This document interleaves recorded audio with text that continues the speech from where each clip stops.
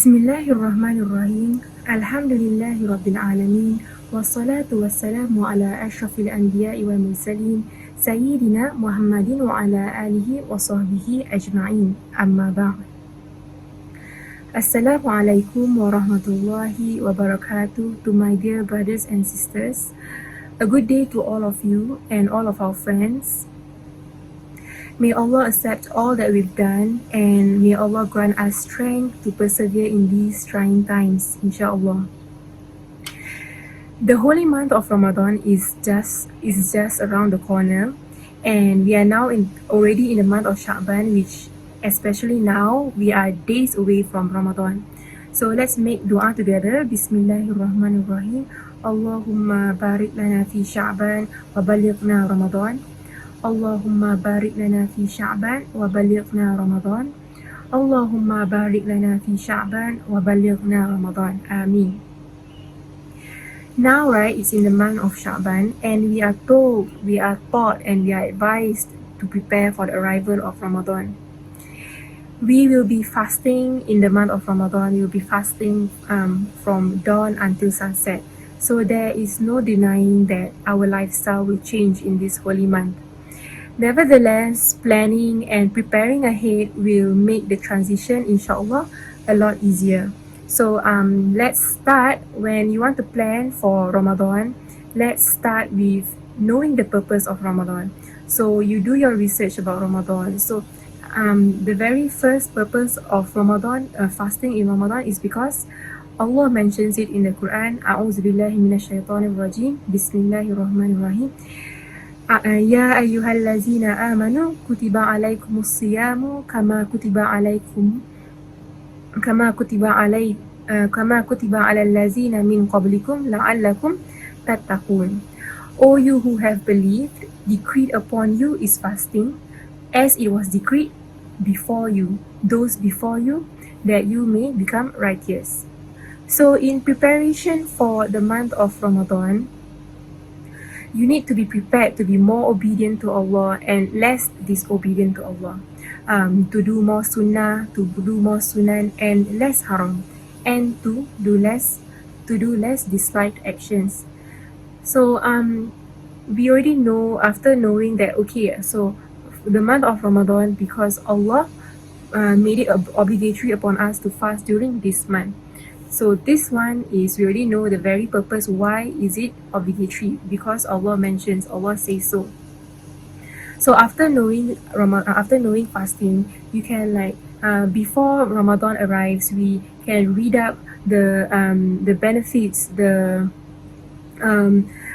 benefits behind Ramadan, behind fasting in the month of Ramadan. So after knowing the purpose of Ramadan, we must also know the rulings of Ramadan. The rulings of Ramadan, whether you are able to do this or you are not able to do this. So for example, when I'm fasting in the month of Ramadan, can I put on eye drop, or can I do this while I fast? Will it invalidate my fasting? Is my fast still valid if I do this, if I do that? So we must be aware of the rulings before the arrival. So do our best to know the rulings before the arrival, so as to avoid doing it, what you are not supposed to do during the month of Ramadan. So after knowing the purpose, after knowing that it is obligatory upon you, that fasting in the month of Ramadan is one of the pillars of Islam, and being aware of the do's and don'ts during the month of Ramadan, let's prepare together. Not just physically, we prepare together physically, spiritually, and mentally before the arrival of Ramadan. So when we prepare, right, number one especially is always about food, because the main thing during Ramadan we are going to that is changing is our intake. Our lifestyle, especially in our food consumption, will obviously change. So there will always be that typical mindset of eating all you want, as long as you're going to be fasting soon. So that mindset is really not ideal. We all know that it's not ideal, but we still tend to do it. So let's avoid doing that now, especially we are a few days away from Ramadan. And because this behavior will only increase our appetite especially during fasting, because we are already used to eating so much. Then suddenly a drastic change during the month of Ramadan, where you only have to eat you can only eat so much only. So maybe instead of eating as much as you can before the month of Ramadan, let's try together by eating 3 main meals per day. So breakfast, lunch, and dinner. So when we eat breakfast, lunch, and dinner, there will be 3 meals, and let's avoid snacking or heavy food. Or it's not just about the quantity, avoiding quantity. We must also take note of the quality of the food. So the make sure we eat like it's a main meal and not just snacks. So main meal, 3 main meals without any snacking in between. So when we are used to just 3 main meals per day, so when Ramadan arrives, we Ramadan only has 2 meals, sahur and iftar. So all we have to do is cut down 1 meal from the 3 that we are used to. So that won't be so bad compared to eating so much and suddenly you have to cut down so much. So we eat from 3 meals now. Then during Ramadan, we just need to cut down 1, sahur and iftar. Inshallah, for the food, it won't be so bad if you are able to practice eating it healthily and properly. Number 2, as we know, during the month of Ramadan, our lifestyle changed, right? So just now, yes, our food intake changed, but during the month of Ramadan, our lifestyle as doing work will also change, because when you are working, you get tired or you are hungry, you can eat. But during the month of Ramadan, the very idea of not being able to eat, the very idea of not being able to consume anything will also affect your energy in working or in studying. So obviously our lifestyle change. And especially in the light of the COVID-19 situation, we may have our lifestyle change for during the month of Ramadan. But let's look at the bright side, because in light of the COVID-19 situation, we get to spend more time at home. So by having more time at home, everyone is at home, you can spend time together. You can spend time together as a family. So let's take this opportunity when you plan your day, especially during Ramadan, you plan your Ramadan days. Plan a schedule that fit not just you but you and your family, so you can spend quality time together with your family. You can plan something that fits you, your family, your body, and your time to do acts of worship that are especially recommended in the month of Ramadan. For example, Tarawih. So this very idea of planning this together with your family, not just you and Allah, but together thinking about your family as well, is already an act of worship. By preparing this together, and for example, last time during Ramadan, when you go to the during Tarawih, you go to the mosque on your own to pray Jama'ah in the mosque. But now let's make this little home of yours, your little mosque. Make a little mosque in your very own home and lead your family. Let's pray together. Let's explore as much acts of worships together with your family. Because last time you may do it on your own, and now is the time that now is opportunity for us to do all this together as a family. So let's not leave anyone behind, because as we all know, Allah loves unity. But despite aiming for the acts of sunnah, because during Ramadan, only Ramadan has Tarawih, so everyone will be like, okay, let's do Tarawih, because the first thing you'll be thinking is doing the rewards of sunnah.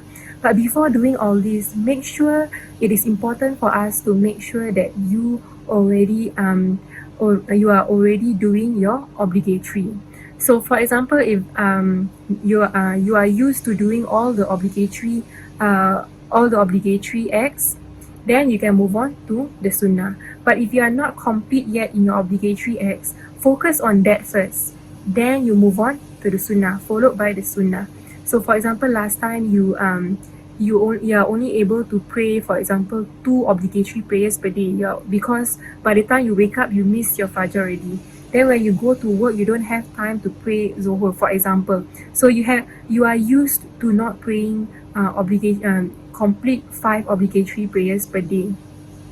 So especially now you are at home, try your best to prepare yourself and pray as much as you can. Pray especially the obligatory prayers, the 5 prescribed prayers: Subuh, Zuhur, Asar, Maghrib, and Isha. So when you're used to praying the obligatory already, once it's Ramadan, you no longer need to focus on the obligatory. You can already do the obligatory as well as the sunnah. Then you can do Tarawih.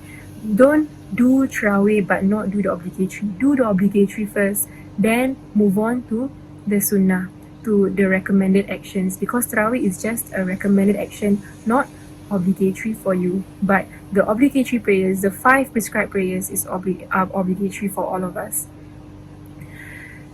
Finally, right, when we prepare all this,